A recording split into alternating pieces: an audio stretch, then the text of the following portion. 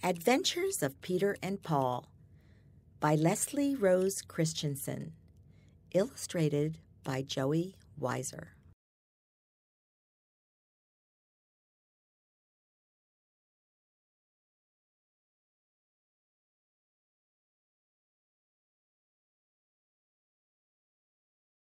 Dedicated to the Trinity, in memory of my parents, Stefana and Stefano Majorana, and their progeny, and Roger David.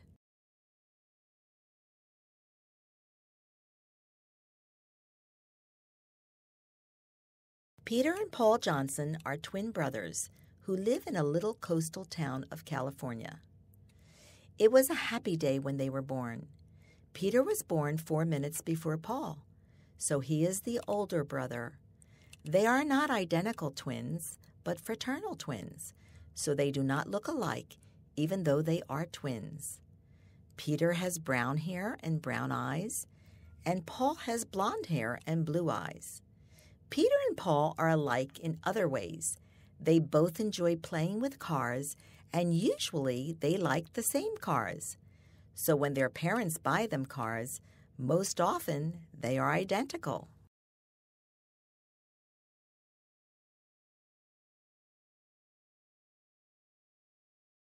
Peter and Paul used to get into squabbles when they couldn't tell which car was theirs, so their father put their names underneath each car.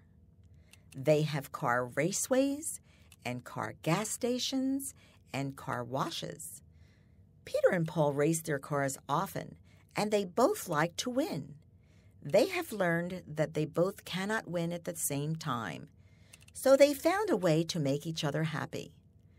If Peter won a race, he would give Paul another chance. If Paul won, he would give Peter another chance. They are good brothers to each other.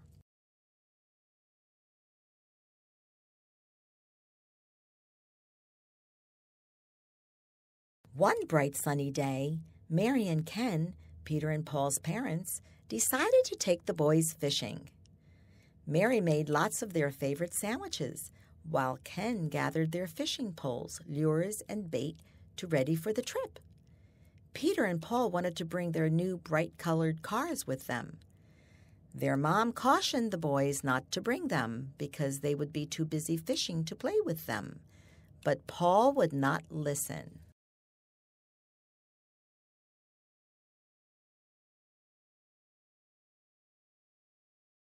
Peter and Paul went running down the dock excited about who would catch the biggest fish.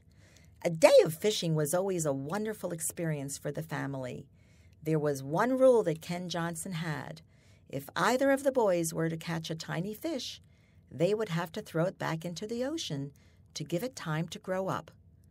Peter and Paul both hoped that they would catch a big fish for their dinner.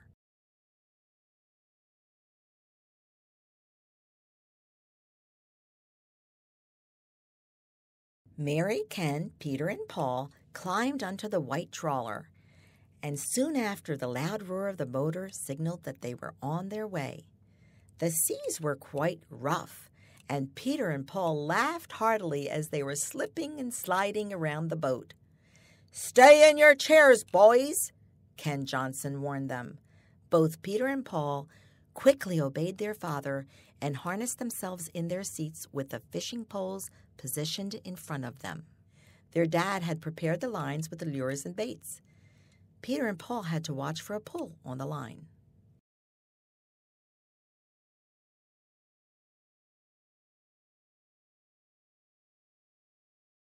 "Wow!" Peter shouted out. "Look, Paul! My line is pulling so hard, I bet I get the biggest fish ever!" Peter had both his arms out straight, trying to hold on to the line, and Paul reached over to help Peter.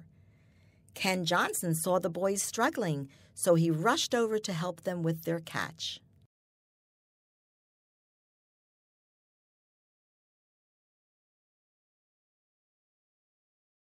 Suddenly, up out of the water and high in the air, jumped the biggest fish that Peter and Paul had ever seen. Everyone was excited as they all helped to pull the big fish into the boat. Ken Johnson exclaimed, "We're going home. It doesn't get better than this." Mary Johnson replied, "Let's share and invite friends for dinner." Paul then asked his mother if they could invite their cousins also. Peter and Paul liked playing with their friends, but it was a treat for them when their cousins visited. "Certainly," Mary Johnson answered. "I'll call everyone as soon as we get home, and I'll invite your cousins to stay over for the weekend." "Yippee!" Peter shouted. "We'll play with our new cars on our raceway."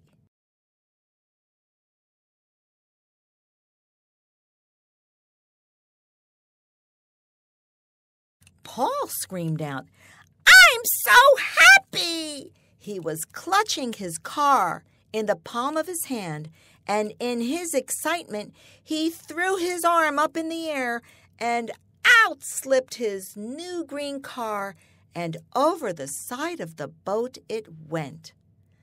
"Oh, no!" Paul cried out. "My car just fell in the water. Can we get it, Dad?" "Dad," Peter begged, "please help Paul get his car. Please, Dad, please." Ken Johnson replied, "I'm sorry, Paul.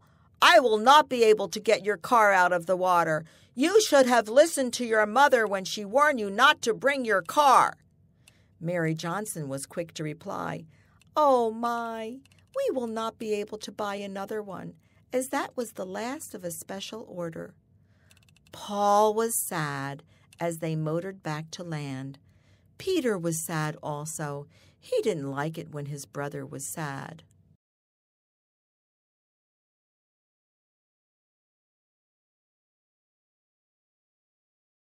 Paul held back tears as he exclaimed, "I'm sorry, Mom and Dad, that I didn't listen. Now I've lost my favorite car." Peter spoke up, "Mom, Dad, may I please donate my car to Toys for Tots? I really don't need it, and I know it would make another little boy really happy." "No!" Paul shouted. "It's okay, Peter. You don't have to do that for me."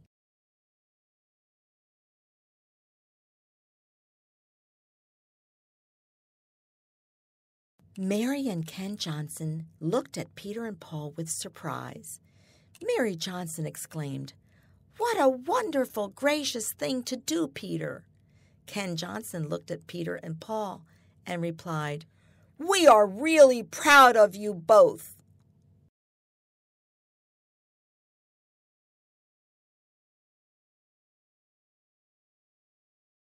As they walked off the dock toward their home, they saw their neighbors outside trimming their big blue spruce tree. Peter and Paul were both anxious to show them their big catch. Just then Paul turned to Peter and remarked, "This is the best day I've ever had." "Me too," Peter replied as he put his arm around Paul. "Yes, indeed," Mary Johnson said as she hugged her husband. "We have so much to be thankful for. God has truly blessed us." That is the end of the adventures of Peter and Paul's fishing story.